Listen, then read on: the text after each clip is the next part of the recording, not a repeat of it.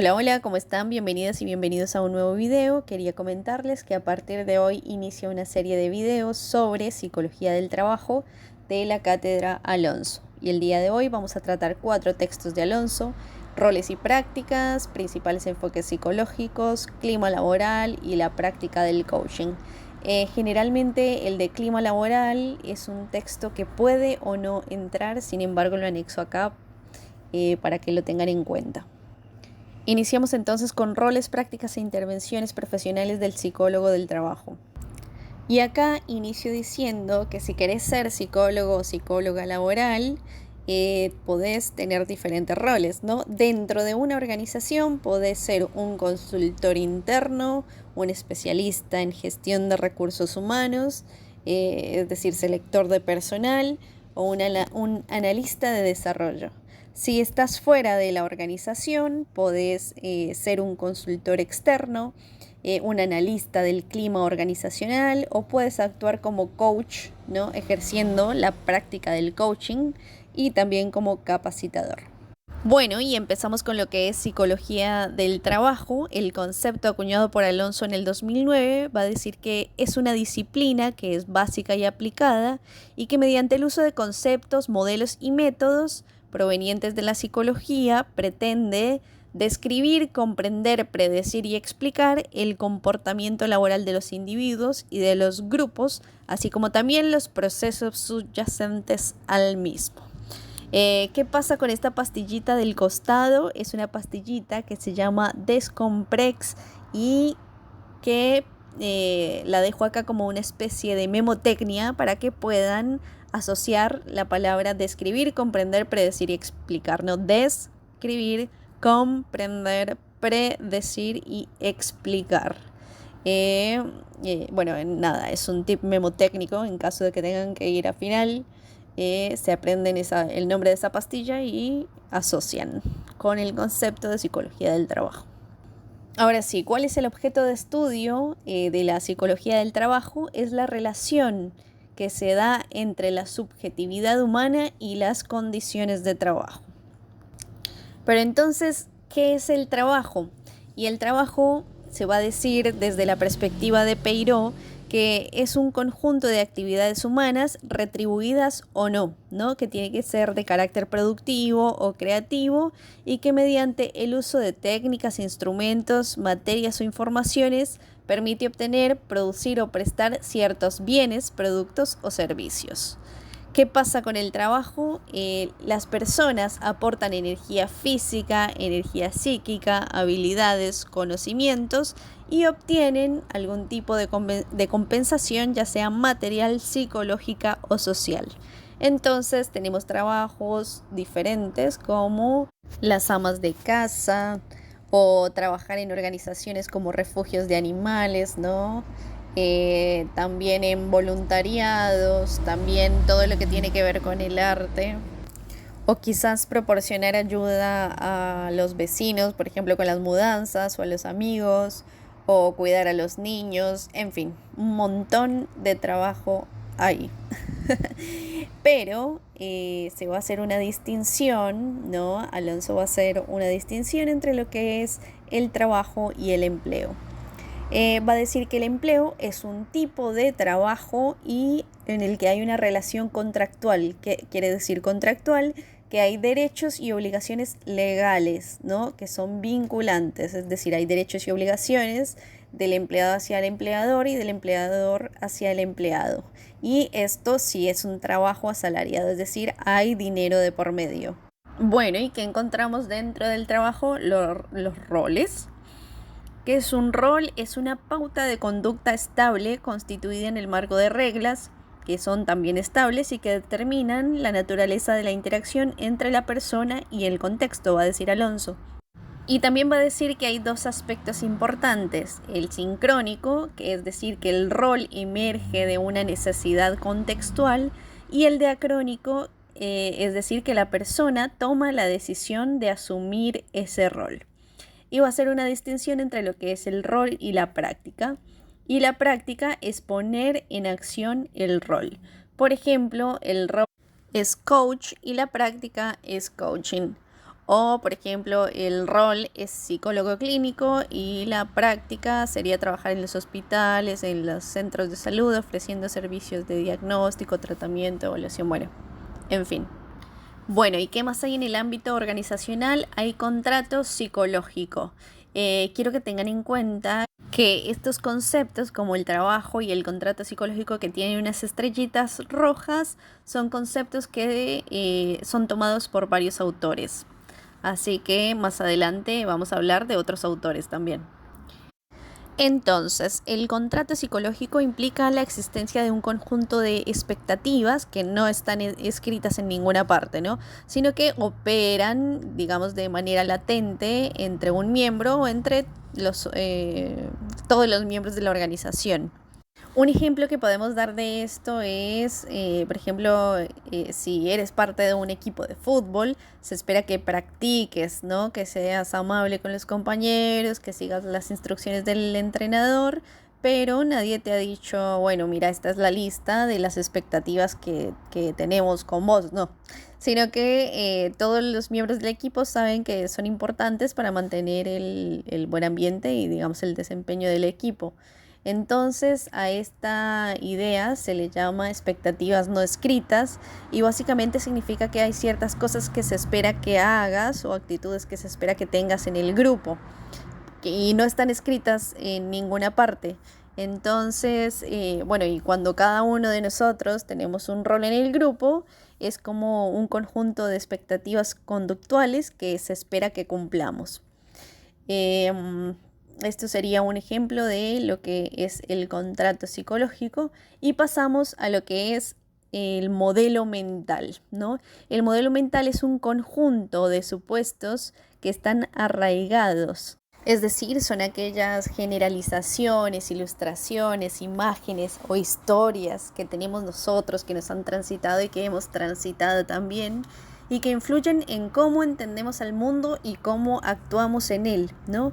Entonces los modelos mentales operan de manera subconsciente y van a condicionar nuestra forma de entender, nuestra forma de interpretar interpretar el mundo, nuestras acciones también, y van a definir cómo percibimos, cómo sentimos, cómo pensamos y cómo interactuamos. Bueno, esta es una definición que da Peter Singer, que la cita Alonso también en este texto. Bueno, y respecto al texto de los principales enfoques sobre el trabajo humano, es un texto que presenta los diferentes enfoques, ¿no? Sobre la psicología del trabajo y que es un texto que va a permitir ver cómo se va a desarrollar la materia a lo largo de la cursada, porque son como mini resúmenes de la materia en general, o por lo menos de varios autores de la materia. Entonces iniciamos con lo que es el trabajo. Recuerdan que teníamos la definición de trabajo de Peiró. Ahora tenemos la definición de trabajo de Alonso, que nos va a plantear lo siguiente. Va a decir que el trabajo es una fuente de autorrealización, ¿no? En donde hay oportunidades para poder desarrollar habilidades y destrezas. También va a decir que estructura el tiempo, es decir, que organiza el ciclo de vida de las personas, es moldeador de identidad, por lo cual favorece el sentido de pertenencia, es una realidad subjetivada y subjetivante, es decir, se encausan las pulsiones y por ende hay sublimación, ¿no? Sublimación en el trabajo, y es generador de satisfacción. ¿Qué quiere decir esto? Que da sentido a la vida. Bueno, y existen distintos enfoques del análisis del trabajo, dentro de los cuales está el social, que va a decir que el trabajo es una actividad socialmente necesaria, el antropológico, en donde el trabajo es central en la vida de las personas, van a decir los antropólogos, el económico, en donde el trabajo permite obtener bienes y producir productos y sobrevivir, y el enfoque histórico, que bueno, va a estar dado por el contexto y por las variables. Bueno, en cuanto al enfoque psicoanalítico, obviamente que desde la perspectiva de Freud, en el texto de Malestar y la cultura, el trabajo tiene un papel más sublimatorio, ¿no? en donde hay una inserción social que facilita, digamos, la desviación de las pulsiones, ¿no? Facilita canalizar esas pulsiones en el trabajo. Sin embargo, Deleuze, que es quien va a trabajar la psicodinámica del trabajo, psicoanalista francés Deleuze, y va a decir que Freud se enfocó mucho más en el amor y dejó a un lado, digamos, el trabajo. Así que Deleuze va a retomar este registro del trabajo y va a plantear todo lo que tiene que ver con el psicoanálisis y el trabajo, desde una dimensión subjetiva y desde una dimensión intersubjetiva, lo cual veremos más adelante. Bueno, y está el enfoque cognitivo, que es el enfoque de Bandura, en donde Bandura va a trabajar el concepto de autoeficacia, que la autoeficacia es las creencias que las personas tienen sobre sus capacidades. Bueno, y acá también se va a hacer un paso por el trabajo y la subjetividad, que también es de Deleuze. Se va a pasar también por Claude, que es otro autor que va a hablar sobre la clínica de la actividad, y también se trata sobre el origen de la psicología del trabajo. Bueno, en sí este texto hace un recorrido general, digamos, por la mayor parte de la materia. Bueno, luego tenemos el texto de Alonso 2009, Clima laboral y contrato psicológico. Acá en este texto Alonso va a hablar sobre el clima laboral y va a retomar a Schneider. Va a decir que el clima laboral se relaciona con Schneider, ¿no? Schneider va a decir que el clima laboral es una metáfora que viene de la meteorología y que se trasladó al campo de las organizaciones de la meteorología por todos estos movimientos bruscos, ¿no? Por la lluvia, por el sol, en fin. Todos estos cambios abruptos que se dan, digamos, en el clima, se dan en las organizaciones. ¿Y qué pasa? Que impacta en la calidad de vida y en la salud del trabajador. Y va a decir también que el clima laboral puede depender del tamaño, de los modos de comunicación, es decir, el tamaño de la organización, ¿no? De los modos de comunicación, el estilo de liderazgo de la dirección. Y que está en relación con la cultura organizacional. Con sus usos, con sus costumbres, va a decir que hay una estabilidad en el tiempo porque cuando llegan los miembros nuevos reproducen todas estas costumbres, reproducen todos estos usos y por ende se instalan modos de pensar, de hacer, de sentir y de comportarse dentro de la organización. Y acá tenemos que Alonso nos habla nuevamente del contrato psicológico. Recordamos que el contrato psicológico de quien que habíamos mencionado anteriormente era un concepto de Shane. Bueno, acá Alonso nos va a decir que el contrato psicológico opera de manera inconsciente, es el resultado de un proceso perceptivo, interpretativo y dinámico, porque es cambiante, no cambia todo el tiempo, y es un factor de conflicto o tensión y también que afecta procesos de gestión y desempeño humano, ¿no? Aquí tenemos otros autores de los cuales vamos a hablar en otro video que van también a hablar de lo que es el contrato psicológico. Ellos son Schwarstein y Leopold en el 2005, ¿no? Y van a decir que el contrato psicológico es informal, es implícito y las expectativas van en doble vía, tanto del empleado hacia el empleador como del empleador hacia el empleado, ¿no? En donde si hay una concreción, es decir, si ese contrato psicológico se concreta, se va a generar un sentido de pertenencia por parte del sujeto hacia la organización. En cambio, si ese contrato psicológico se rompe, la motivación de las personas o de la persona va a quedar afectada. Dentro de las dimensiones que va a plantear Alonso, ¿no? Para pensar el trabajo, está el contexto turbulento, en donde el trabajo no es estable, no es permanente y va a haber una transformación en las maneras de producir y de comportarse, ¿no? Dentro de la organización. También tenemos la dimensión de la crisis socioeconómica, en donde hay desempleo y desocupación, es decir, a mayor demanda, menor empleo por crisis económica. Luego la reconversión subjetiva, que son nuevos modos de sentir, nuevos modos, nuevos valores, nuevos intereses. Es una nueva forma de organización, por ejemplo, el teletrabajo. Y por último tenemos la organización emergente, que son nuevos modelos de gestión, de producción, de comunicación. Dentro de esta organización emergente, digamos que encajan estas organizaciones criminales, ¿no? Por ejemplo, en la serie Berlín, la organización de Berlín, es decir, todo su grupo, encaja dentro de lo que es una organización emergente. Bueno, y luego pasamos al último texto, el texto de la práctica del coaching, de Alonso también, en donde se va a decir que el coaching viene de coach, ¿no? De coche. Etimológicamente hablando, eran estos carruajes que transportaban a las personas de un lugar a otro. Por eso se dice que es el pasar de un estado actual a un estado deseado. Obviamente también en el deporte se habla de coaching. Entonces el coaching es un proceso dinámico e interactivo que consiste en asistir a otros en el logro de sus metas, ¿no? ¿Qué se hace con esta asistencia? Se permite que la persona desarrolle el potencial, se busca, ¿no?